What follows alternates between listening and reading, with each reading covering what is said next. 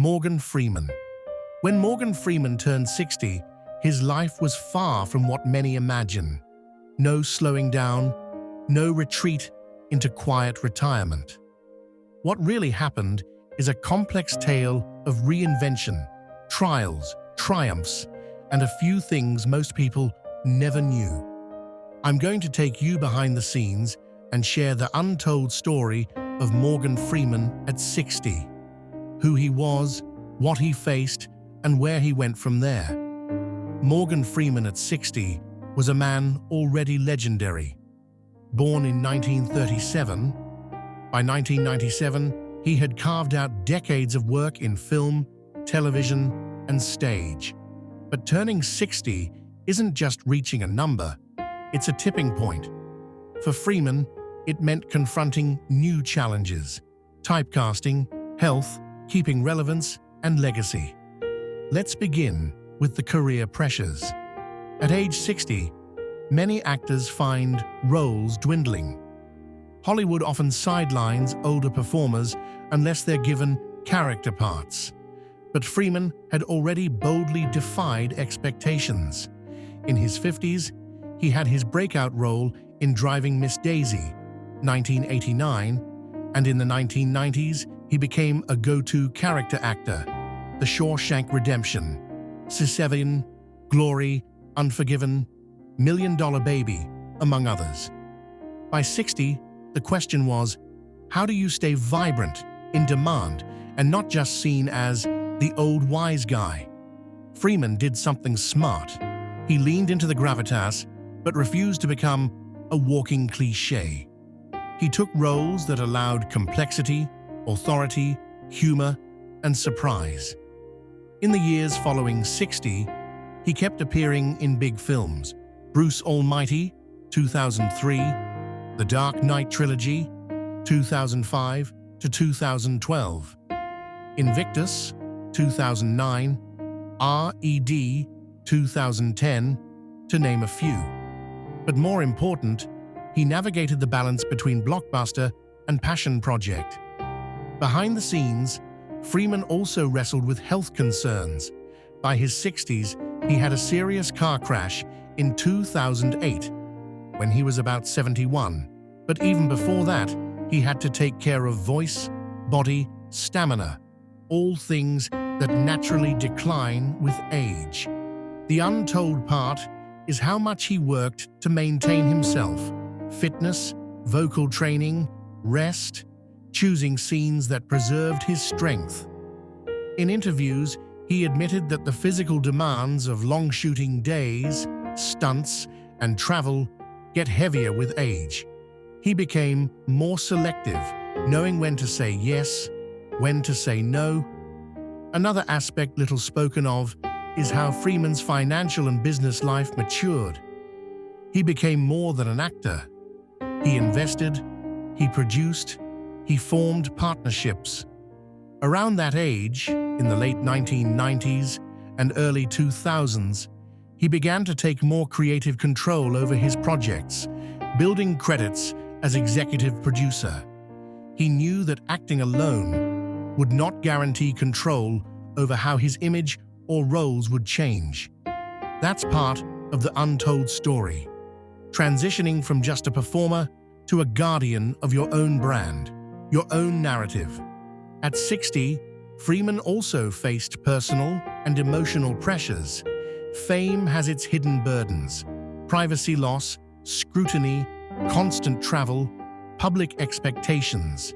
For someone with his dignity and quiet manner, it would have been tempting to withdraw. But Freeman stayed engaged. He gave interviews, narrated documentaries, lent his voice to causes, and made public appearances. Yet his public persona only shows part of the man. He has spoken of preferring solitude, of reading, reflection, and deciding which public causes to champion.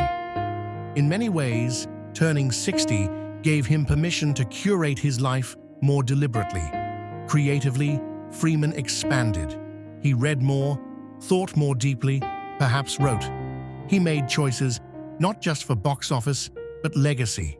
He lent his voice to documentaries, to educational projects. His voice, deep, resonant, trusted, became an asset independent of his image. So many people know him as the voice, and after 60, that image strengthened. He narrated March of the Penguins, 2005, and other films. That voice role is less physically taxing and less dependent on appearance, which was an ideal path for someone at that stage of life. But it wasn't without setbacks. The film industry itself was changing. New technologies, new audiences, younger leads, blockbuster franchises.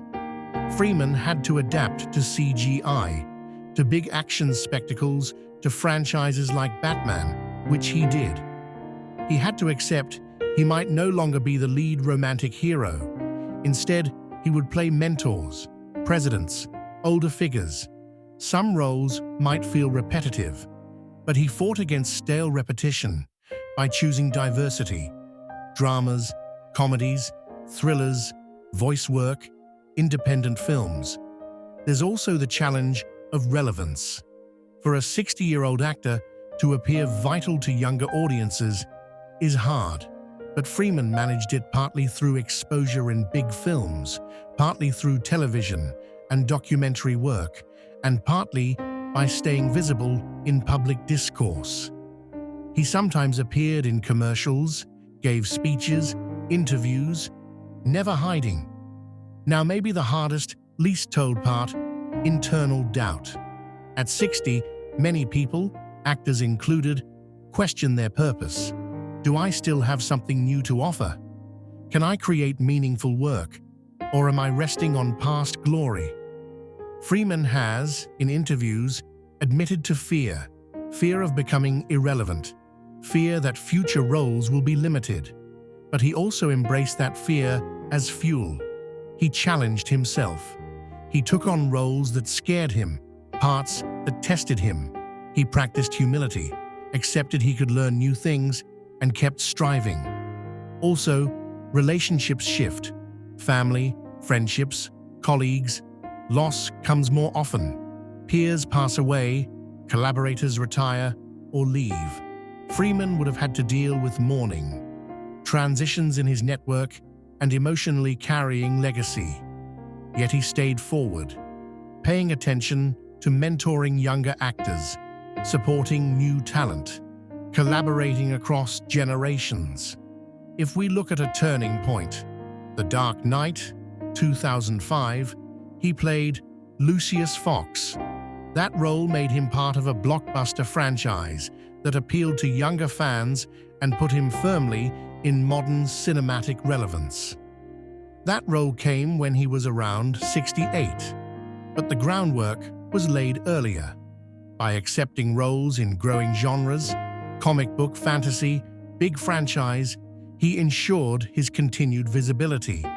Many actors avoid such films. Freeman embraced them in selective fashion. One thing few talk about is how he managed public perception. Aging actors often either hide their age or let it define them. Freeman balanced respect for his age and experience while still giving energy. He didn't pretend to be young, but he assumed he could bring authority, warmth, wisdom, complexity. He also never became a caricature of an elder statesman actor, always grounded, always human. That requires discipline, self-awareness, and constant calibration. Financially, he also had to guard against overextension. Some celebrities overinvest, lose control. Freeman seems to have managed that side wisely, not overspending, being judicious in role selection, collaborating with credible producers. The untold story is that turning 60, he had to make strategic choices. More careful contracts, profit shares, residuals, long-term legacy. He wasn't just an actor earning per role. He was planning how his work would endure, how his name would continue to mean something. Another layer, personal health and mortality. Turning 60 makes you more aware of fragility. Freeman had to confront mortality intellectually, spiritually, physically. He has been vocal about spiritual beliefs, reading widely, reflecting on life. That reflection likely influenced his project choices, selecting films with meaning, exploring moral questions, projects with deeper emotional resonance. He didn't just seek box office, he sought fulfillment. A lesser-known anecdote, after 60, Freeman maintained strong day routines. He reportedly reads scripts for hours, takes long walks, rests his voice, meditates, limits excess. He avoids overcommitment. He said in interviews that he enjoys breaks, silence, listening to music, nature. Many people think famous actors live in perpetual spectacle, but Freeman's untold routine at 60 was anchored in simplicity, moderation, interior life. Yes, he had fame, but he needed quiet too. That balance is rarely shown. He didn't become a recluse, but he did protect his peace. That meant saying no when projects weren't right, stepping away temporarily from publicity. He understood that longevity in the arts demands discipline, not just talent. So what happened next? Beyond 60, Freeman continued strong. In his 60s and 70s, he amassed more roles, awards, and cultural influence. But he never lost sight of what turning 60 taught him: to be selective, mindful, evolving, and ever learning. He crafted a second wind. Since then, Freeman's legacy has grown. Younger generations know him not just for old films, but for fresh work alongside contemporary stars. He bridges eras. The lessons from his 60s phase ripple.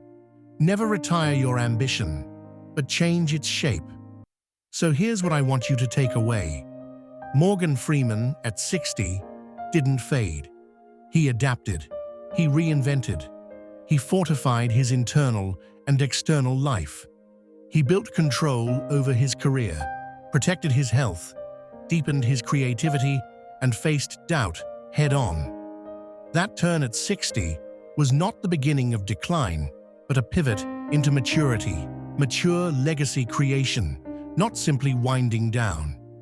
If you want more stories like this, delving into the untold life chapters of famous people, subscribe to my YouTube channel, hit the bell icon, and join me as we uncover behind-the-scenes lives you never knew.